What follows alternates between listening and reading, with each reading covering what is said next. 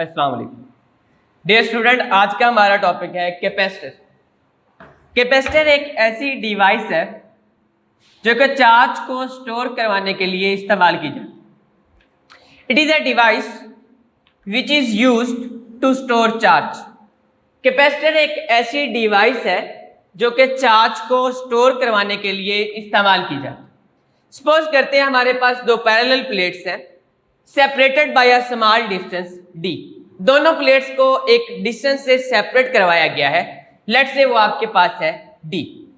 अब यहाँ पे मैंने एक बैटरी अटैच की हुई, इसे कहते हैं हाई पोलैरिटी बैटरी। अगर इसके दो टर्मिनल होते तो मैं इसे कहता है लो पोलैरिटी बैटरी। अब जैसे यहां से पोटेंशियल दिया ये चार्ज होना शुरू हो गया। इसका मतलब ये हुआ कि Q जो है वो V के प्रोपोर्शनल है कि जो चार्ज है वो पोटेंशियल के प्रोपोर्शनल है। प्रोपोर्शनैलिटी का साइन जैसे खत्म होगा कोई प्रोपोर्शनैलिटी कांस्टेंट आएगा और वो है आपके पास C, capacitance of a capacitor. इसको अगर हम डिफाइन करना चाहें तो हम कैसे डिफाइन करेंगे? The ability of a capacitor to store charge. Charge को स्टोर करने की काबिलियत, अहलियत जो कैपेसिटर के पास होती है उसे हम क्या कहते हैं? Capacitance of a capacitor. अब यहां पे अगर कैपेसिटेंस को डिफाइन करें तो इसका यूनिट क्या आएगा? चार्ज का यूनिट कूलम और पोटेंशियल का unit volt. Coulomb per volt farad के बराबर होता है। तो capacitance of a capacitor 1 farad तब कही जा सकती है अगर 1 जॉउल का पोटेंशियल दिया जाए ईच प्लेट ऑफ कैपेसिटर को और उन दोनों के बिटवीन जो पोटेंशियल डिफरेंस हो वो 1 volt. The capacitance of a capacitor is said to be 1 farad if 1 coulomb charge is given to each plate of capacitor and 1 volt potential difference between them। ये तो था हमारे पास शॉर्ट क्वेश्चन और basic introduction about capacitor. अब हम बात करते हैं capacitance of a capacitor due to parallel plate capacitor. ये आपके पास एक लॉन्ग क्वेश्चन है जो कि एनुअल एग्जाम में आ भी जाता है। यहां पर भी अगर आप गौर से देखें तो मैंने दो पैरेलल प्लेट्स लिए, उनको जिस डिस्टेंस से सेपरेट करवाया है वो d है, उसके साथ एक बैटरी अटैच करवाई है, उसके ऊपर मैंने v लिखा। अगर आप बैटरी की जगह वोल्टमीटर अटैच करवाना चाहें तो वो भी अटैच करवा सकते हैं क्योंकि वो भी पोटेंशियल को ही रिप्रेजेंट करवाएगा।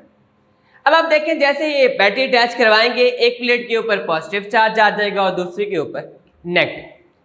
तो हम सरफेस चार्ज डेंसिटी को डिफाइन करते हैं चार्ज पर यूनिट एरिया कि जो सिग्मा है वो क्या होता है? Surface charge density charge per unit area. अगर यहां से Q की वैल्यू निकाल लें, चार्ज की वैल्यू निकाल लें तो वो किसके बराबर आ जाएगी? सिग्मा A के बराबर आ जाएगी। तो ये इलेक्ट्रिक फील्ड इंटेंसिटी है आपके पास due to oppositely charge plate. क्योंकि ये दो मेरे पास अपोजिट चार्ज प्लेट्स हैं, कैपेसिटर की हैं, तो हमने गाउस लॉ की थर्ड एप्लीकेशन की थी। वहां पर अगर आपको याद हो तो मैंने इलेक्ट्रिक फील्ड इंटेंसिटी की वैल्यू कैलकुलेट करके दी थी और वो हमारे पास आई थी E must be equal to sigma divided by epsilon naught. तो ये आपके पास इलेक्ट्रिक फील्ड इंटेंसिटी की वैल्यू है due to oppositely charge plate. अगर इलेक्ट्रिक पोटेंशियल की बात करें जो यहां पे आपने अप्लाई करवाया, d डिस्टेंस की बात करें और E इलेक्ट्रिक फील्ड की बात करें तो ये आपके पास रिलेशन है V must be equal to ED। ये इलेक्ट्रिक पोटेंशियल, इलेक्ट्रिक फील्ड और डिस्प्लेसमेंट। यहां से रीअरेंज करके मैंने इलेक्ट्रिक फील्ड E की वैल्यू कैलकुलेट की है और वो आपके पास क्या आई है? V by D। वो आपके पास V बाय D के बराबर है। अब यहां अगर आप गौर से देखें तो इक्वेशन 1 और इक्वेशन 2 की लेफ्ट हैंड साइड बराबर है। इक्वेशन 1 और 2 को कंपेयर करवाएं, कंपेयर इक्वेशन 1 एंड 2। तो ये लेफ्ट साइड पे अगर देखें तो V बाय D और यहां पे देखें तो सिग्मा ओवर एप्सिलॉन। तो यहां पे अगर सिग्मा की वैल्यू यहां से पुट करवा दें तो वो क्या है? Charge per unit area. तो ये आपके पास आ जाएगा चार्ज पर यूनिट एरिया। इसको इस तरह से रीअरेंज करवाएं इस इक्वेशन को ताकि आप कैपेसिटेंस का रिलेशन निकाल सकें। तो इसका मतलब मुझे Q बाई वी चाहिए। अगर मुझे Q बाई वी चाहिए तो मैंने ये देखे इस V को यहां पे डिवाइड करवा दिया और इस A एप्सिलॉन नॉट को यहां पे मल्टीप्लाई करवाया, तो कैपेसिटेंस आ गई due to vacuum A epsilon naught over D। अगर हम मीडियम का सहारा लें तो आप यहां पे मीडियम लिख सकते हैं, A epsilon not epsilon R divided by D। तो यहां पे ये वाली टर्म्स जो है अगर गौर से देखी जाए तो इसी वैक्यूम कैपेसिटेंस की वैल्यू हमने कैलकुलेट की है, किसके लिए किया है? वैक्यूम के लिए। तो ये देखिए आपके पास जो न्यू एक्सप्रेशन आएगा, capacitance due to vacuum epsilon R must be equal to capacitance due to medium. तो एप्सिलॉन R की यहां से वैल्यू निकाल लें, capacitance due to medium divided by capacitance due to vacuum. इसे हम डाइलेक्ट्रिक कांस्टेंट B कहते हैं। ये रिलेटिव परमिटिविटी है, हमने पहले भी कूलम्स लॉ में भी इसको डिस्कस किया था। अगर मैं इसको डिफाइन करूं तो ये रेशियो है capacitance of a capacitor due to medium between the capacitance of a capacitor due to vacuum. कोई भी दो क्वांटिटीज हो, सेम हो, अगर उनकी रेशियो ले ली जाए तो उनका कभी यूनिट नहीं आता। तो इसलिए डाइलेक्ट्रिक कांस्टेंट या एप्सिलॉन और हैव नो यूनिट। ये एमसीक्यूज भी आ जाता है कि इसका यूनिट बताएं, इट हैज नो यूनिट, इसका आपके पास कोई यूनिट नहीं। ये पूरा एक आपके पास लॉन्ग क्वेश्चन था, capacitance of a capacitor due to parallel plate capacitor. अब इसके बाद हम एक और शॉर्ट क्वेश्चन की बात करते हैं, charging and discharging of a capacitor. कि चार्ज और डिस्चार्ज कैपेसिटर को कैसे करवाया जाता है। चैप्टर 16 हमारे पास अल्टरनेटिंग करंट है, वहां भी हम कैपेसिटर को डिस्कस करेंगे। यह चैप्टर 12 यहां बेसिक इंट्रोडक्शन करवाया गया है। कैपेसिटर को डीसी सोर्स लगा के एक दफा चार्ज करवाया गया है और एक दफा डिस्चार्ज करवाया गया। अगर आप गौर से देखें तो ये मैंने जनरल एक सर्किट डायग्राम बनाई है।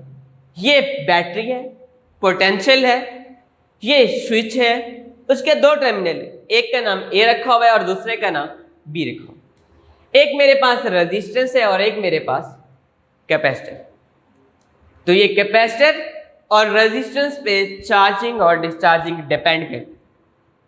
अगर मुझे चार्ज करवाना है तो मैं ये बैटरी वाले स्विच को ऑन करवा दूं, मैं इसको ए के साथ मिला दूं, तो आप देखें करंट इस डायरेक्शन में फ्लो होना शुरू हो जाए। यहां से करंट अबव जाएगा और ये सर्किट कंप्लीट, तो कैपेसिटेंस चार्ज होना शुरू हो जाएगा। एक वक्त आएगा कि इस सोर्स का पोटेंशियल और इस प्लेट्स के बिटवीन जो पोटेंशियल वो दोनों बराबर हो जाएंगे, और जैसे ही वो दोनों बराबर होंगे तो कैपेसिटर अपनी वर्किंग स्टॉप कर देगा। अब कैपेसिटर को डिस्चार्ज होना है। अब चार्जिंग के लिए ये मैंने कर्व ड्रा की है, यहां पे वर्टिकली चार्ज लिया हुआ है और हॉरिजॉन्टल टाइम भी। आप देखिए मैंने दो कर्व्स ड्रा किए हैं, जिसका टाइम फैक्टर ज्यादा होगा इट्स मीन उसकी आर और सी की वैल्यू ज्यादा होगी। जिसका टाइम फैक्टर समाल होगा उसमें आर और वी की वैल्यू समाल होगी। इसी तरह अगर आप डिस्चार्ज करना चाहते हैं तो आप क्या करेंगे, इस कनेक्शन को ऑफ करवा देंगे और यही स्विच इस टर्मिनल बी के साथ अटैच करवा दें, तो क्या होगा, कैपेसिटर डिस्चार्ज होना शुरू हो जाएगा। और कैपेसिटर जो डिस्चार्ज होगा वो देखें इस पॉजिटिव प्लेट की वजह से होगा। फिर उसकी ये डायरेक्शन, उसकी जो कर्व बनेगी इसके बिल्कुल अपोजिट रिवर्स बनेगी। अगर ये अपवर्ड जा रही है तो वो आपके पास डाउनवर्ड आएगी। अब यहां पर एक इंपॉर्टेंट शॉर्ट क्वेश्चन है जो कि 2 नंबर में अक्सर औकात ही आ जाता है, time constant. A time required by a capacitor, वो टाइम जो किसी भी कैपेसिटर को चाहिए होता है, a time required by a capacitor to deposit 0.63 times and the equilibrium charge. ये वो टाइम जो किसी भी कैपेसिटर को तब चाहिए होता है जब वो फर्स्ट टाइम चार्ज हो रहा हो, और कैपेसिटर जो फर्स्ट टाइम चार्ज होता है वो तकरीबन 63% होता है, और फर्स्ट टाइम जो डिस्चार्ज होता है तकरीबन 37%। थैंक्स, अल्लाह।